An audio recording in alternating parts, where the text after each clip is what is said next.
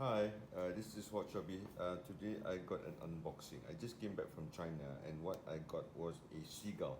This is a Chinese brand, a watch that was established, the brand actually was established in 1955. So this is their 70th anniversary, 70. Okay, so what I bought, went to a shop, very hard to find, but I found an authorized dealer that actually sells Seagull watches, and this is what I got. So this is the unboxing.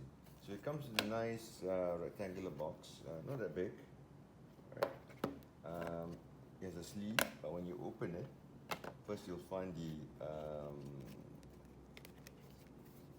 document, I see the manual as well as the warranty, which happens to be 2 years for this particular watch, and underneath is this watch. This is a 1,000-meter dive watch.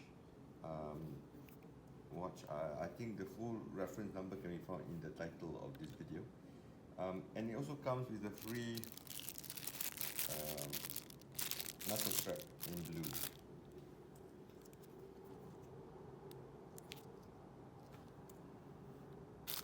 And I'll do a full review about this watch later, and you can find it in my blog. So this is the watch. Alright, thank you so much for watching. Bye bye for now.